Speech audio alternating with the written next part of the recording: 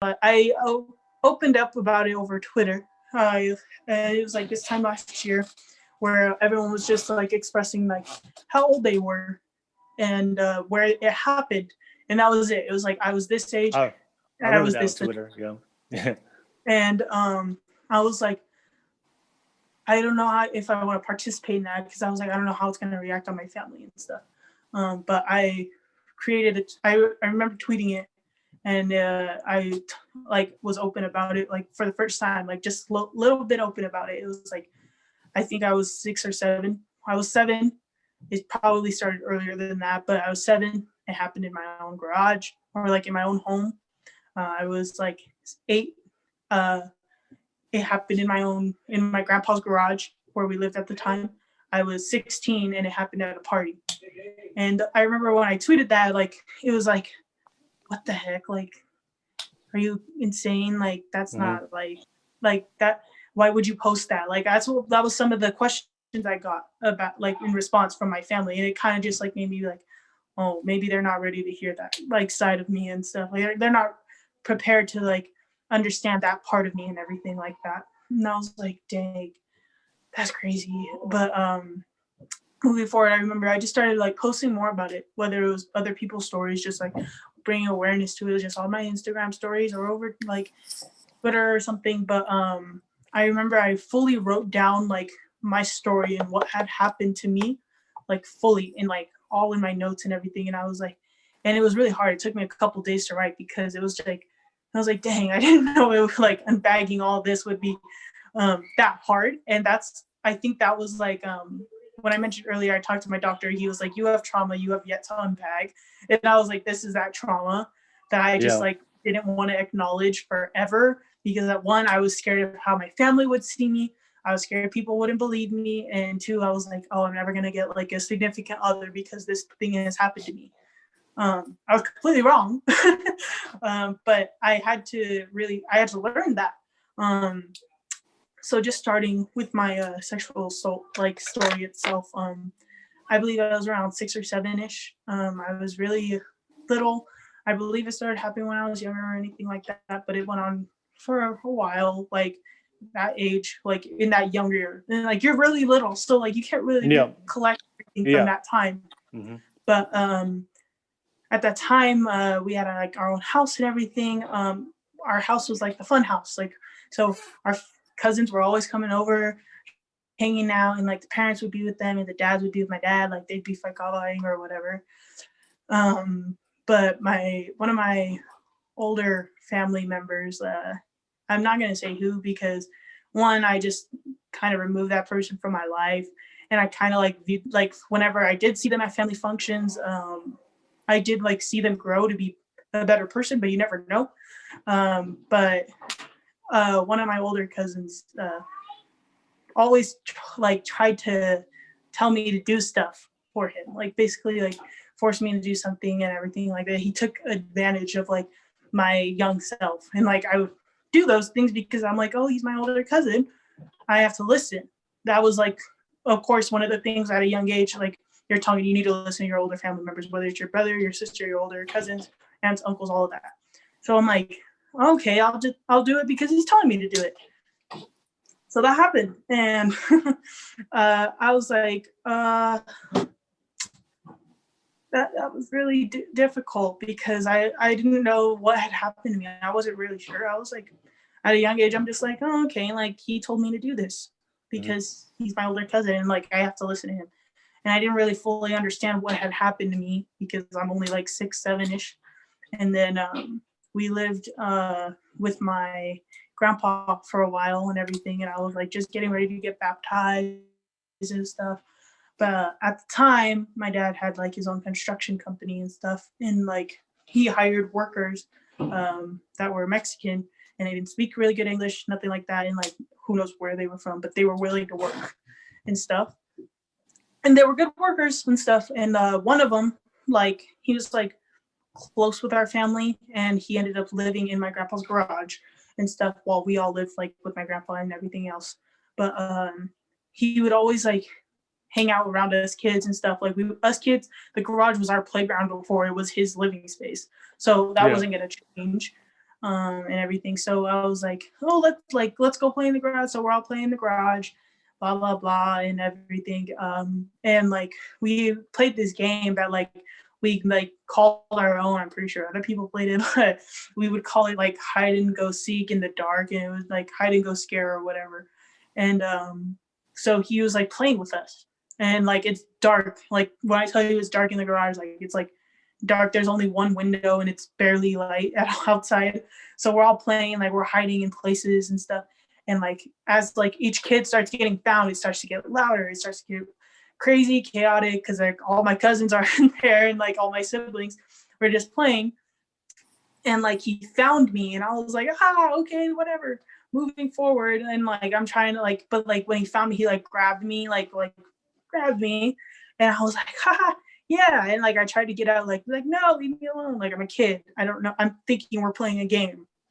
And then like as like I'm like trying to get away, he like started to like feel up on me and like tried to like go in my pants and like try to go under my shirt. And like I had to like kick him in order to like get out of his arms. And I immediately like I didn't go back to playing. I like ran into my room, and my parents' room. They had a bunk bed for me and my sisters, and it was like at the top. And I ran in there, and I like just went there. And I remember I wasn't sure what had happened. I was just so scared out of my mind. I was terrified. I was like, I don't think that was supposed to happen, because I'm a little older now. I'm like, I know what's right from wrong and stuff. And I'm like, I don't think that was supposed to happen and stuff like that. But like I remember like I was so scared and like I was shaking that I peed my pants and like up on the bed. And I was just like I was crying, and like it was weird for me because I was getting ready to get baptized like within the next coming week and stuff. Yeah. So I was like in my head, I'm like, am I not gonna get baptized? Like, am I not worthy to get baptized? Blah, blah, blah. And like no 8-year-old should have to think like that at all. Yeah.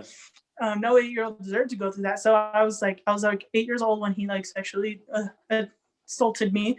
And then just getting older, like and stuff in high school.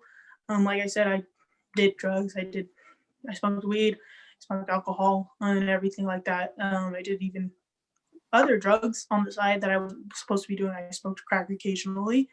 But there was a party that a friend group of mine, I don't really associate with any of them like that anymore, but we all went to a party. It was like a big party, and like it was like one of those mansion parties that like they have out there in our area. And they were like, we had planned to sleep over. We planned to spend the night and stuff. And so like I packed a bag, and I was like, oh, I'm not gonna go sleep over at their fake house, like oh, it's gonna be all good. I distinctly remember like I wasn't going to drink that night because like I was like, no, like I got church in the morning, like my mom's gonna make me go to church, like I can't drink like and like go to church like that. But I was like, so I told myself before the party, like no drinking, none of that. And I think a lot of times, just a side note, when I'm telling this part of the story, because this one's a little more like detailed, because like it's a little hard to talk about, but a lot of times people, when I would talk to them about it, they'd be like, the first question is like, you don't remember who did that to you? And I was like, that's not the point. Yeah. So girls, if you're telling your truths, everything like that, don't let those questions get to you. Just move forward and everything, because you know what happened to you. They don't, because they haven't been in your shoes. But going back to the party, we got to the party where like it's cool. Like there's a bunch of people there, everything. There's a bunch of rooms and stuff, and like I know which room I'm staying in. So I like went, dropped my stuff off, and like everything. So we start partying, start having fun, blah blah blah.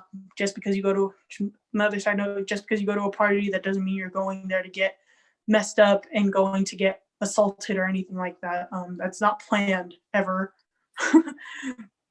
And I made the mistake of putting my cup down for like 1 minute. And like for me, I was always like, I know like better not to put my cup down, but I wasn't always like, oh, like if you do put your cup down, just get a new one. I just put my cup down and I grabbed it like again. That that little time where I put my cup down, Mm-hmm. that was enough time for someone to put something in my Sprite. Yeah. Mind you, I wasn't drinking. I was just drinking Sprite. I was chilling. I was having fun. Yeah, I was like watching everyone have fun and stuff. But that one little time, I think about it all the time. If I didn't put my cup down, like that night would have been avoided, basically. Yeah. But I was like, oh, like I'm fine, drinking my Sprite, whatever. And then like I started to feel super dizzy, super bleh. I just wasn't feeling it. So I was like, I told my friend, I was like, I'm gonna go to sleep, like in the room and stuff. And like as I'm walking to the room, it's so hard to like keep my eyes open, like, and like I'm falling like side to side as if I were drinking, or like if I was doing those drugs. But I was like, why do I feel so sick and stuff? Like I was just confused. I was like, I didn't even drink anything. I had Sprite. And I was like, maybe, and then like I wasn't thinking like maybe someone did that. Like maybe someone put something in my drink. I wasn't thinking that then. I was just thinking like I feel gross. I feel sick. I just want to like go to sleep. Yeah. So I like find my room and like I like get in the room and I just like close the door. I didn't lock it. Another mistake I made. I didn't lock it, and I like just plopped on the bed, and like I like rolled over, and I was like, why do I feel like this? And like at this time, I didn't have a phone, so a lot of people were like, why didn't you call anyone like on your phone or anything? I'm like, growing up, I didn't get a phone until I was a senior in high school, so so I didn't have that like that luxury of calling someone on my phone or anything like that. But I vaguely remember that the door opened and then it closed, and then like I was like, oh, maybe it's one of my friends. Like that's cool. And like my eyes are just going like in and out and stuff. And then like I just felt like someone hovering over me, and I knew it was a male and everything like that. And I was like, what the heck is happening right? Like what's happening right now? And I was like, huh? And like my eye like shut again. I'm like going in and out. Eyes shut, like don't remember anything. Eyes open, like I remember him like physically holding me down, because I'm guessing like even though I'm like trying to move, most likely because I wouldn't just let myself lay there. Yeah. But like physically holding me down and stuff. And then like I just like felt like I was like, oh my gosh, like this is like happening. Yeah. And then my eyes went out again. And it was like, what the heck? Like I didn't remember anything. I was like eyes open, and he's like he's doing his thing to me.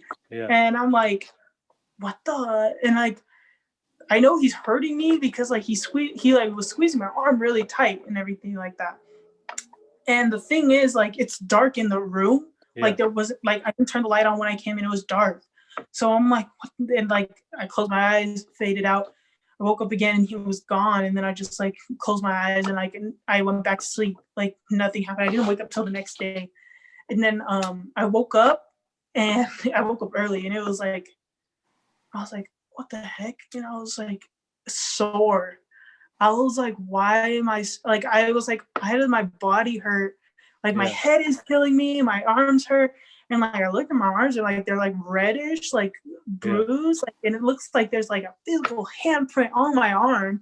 And I was like, hell, and I'm like, and like there's a scratch on my chest and everything. I'm like, how? Like I'm in pain like everywhere. And I stood up, like I like sat up, and I like turned to the side of the bed, and like I tried to stand up, and like the minute I got like my feet touched the floor and I like stood up, I just felt like blood like rush out of me, and I was like, and it hurt. I know it hurt, and I was just like so confused and everything like that. And it was even weirder because I went to sleep in like my party clothes, but I woke up in my pajamas. So I was like, I don't remember getting in my pajamas. I don't remember like any, like I was like, and I like just was struck, and I was like watching like I could see like the blood and stuff, and I was like, holy, what's happening? Like I just didn't know what to think. I was just like so confused, and I was like in so much pain that I just didn't know what to do. And I didn't see any of my friends like in my room, and it was just me, and I was like, what the fuck? And I was like, and I keep calling them my friends because at the time they were my friends and stuff.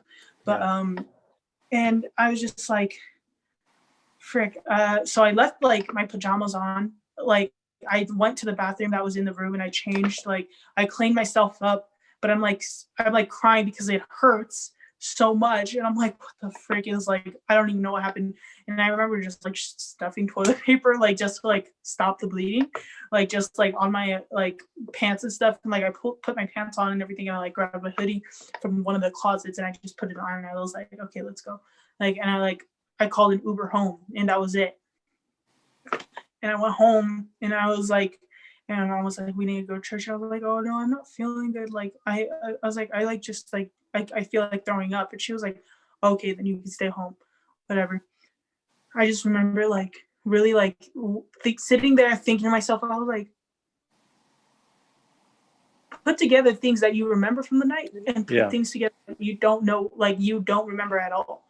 And like slowly over the time, I would have these super vivid dreams of figure over me and like hurting me. And then I think when I was like 17, like I was like, holy, like we were learning about like sexual assault and rape in school. And I was like, holy shit, I was raped.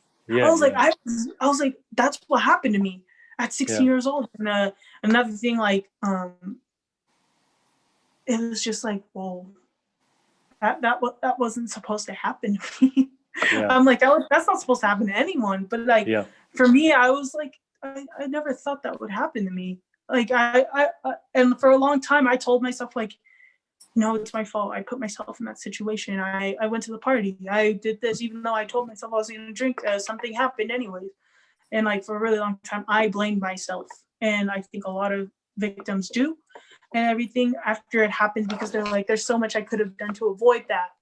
So much I could have done to just like leave the party or something like that. And a lot of people will probably watch this and they'll be like, oh, we got another one like telling her story, but nothing adds up. And I'm like, well, it doesn't add up to me either because I wasn't conscious for most of it.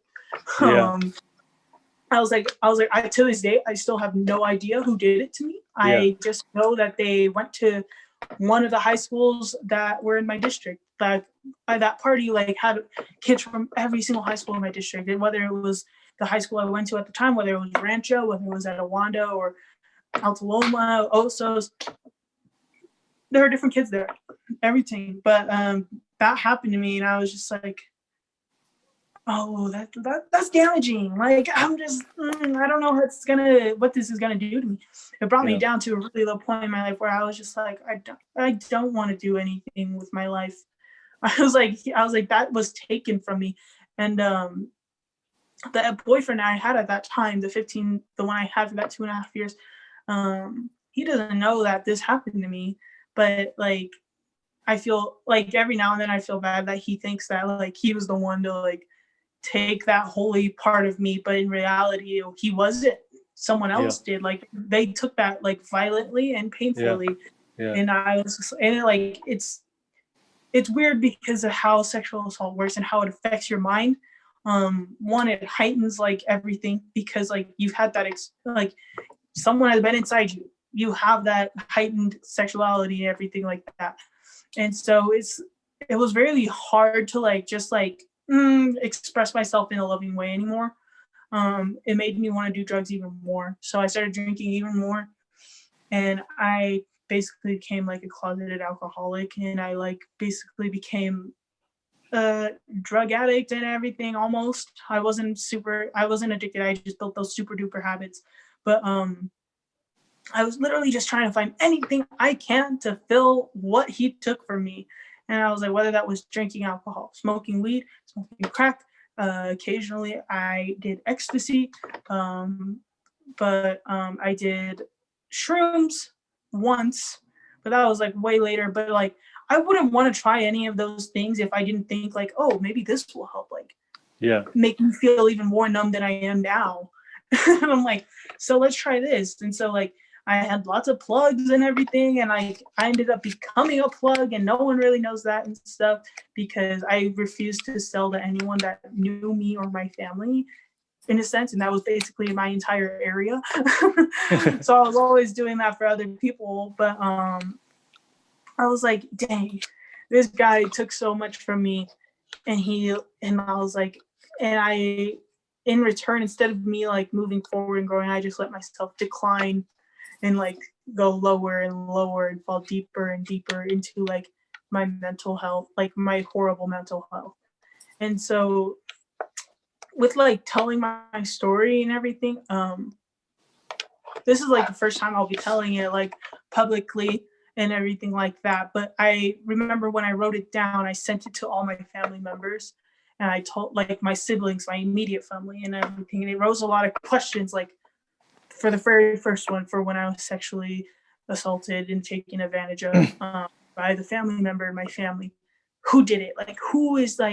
I need you to tell me. I know you know who it is. I was like, yeah, I know who it is, but it doesn't matter because I don't want that person being brought back into my life. Point blank, simple. That was my answer to them. And a lot of people would probably see that as like, oh, she's lying because she doesn't want like her family to be like this. They would never do that. I'm like, that's that's a problem we have in the community.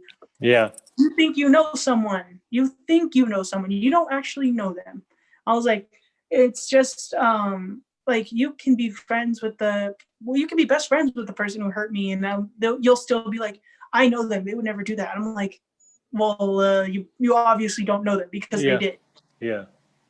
And that's just point blank simple. And it's like a lot of like people would be like, I'm so sorry, like this happened to you. Like a few people that I do know like my story fully, and I'm like, I don't look at it as a bad thing anymore. I look at it as I'm just like, yeah, it did happen to me, but I'm not gonna let it control me. It doesn't define me. Like all those incidents don't define who I am. It's not like I'm gonna use that to be like, yeah, this is who I am. I was this, and that. And they're gonna be like, what the heck is wrong with this girl?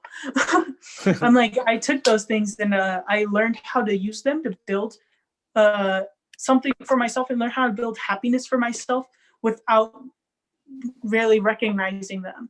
So in a way, it was like healthy, and some people might view that as like, oh, you just like forgot because you didn't want it to be remembered. I'm like, well, yeah, I don't want to remember something that hurt me.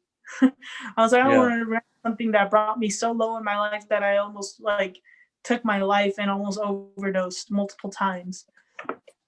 And it's just like a lot of it's like me being an open book. It's just like, you want to know those things. Like if you have a question about something about me, like then you can ask me and I will answer it honestly, truthfully, and to the best of my ability.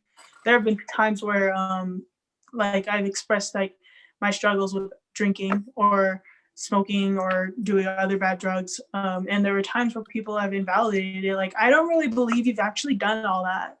Like, because I'm this and that. I'm like, oh, what are you doing? Like, because you're studying the brain and psychology, whatever, you think that you know better because you think a piece of paper tells you what a person has gone through.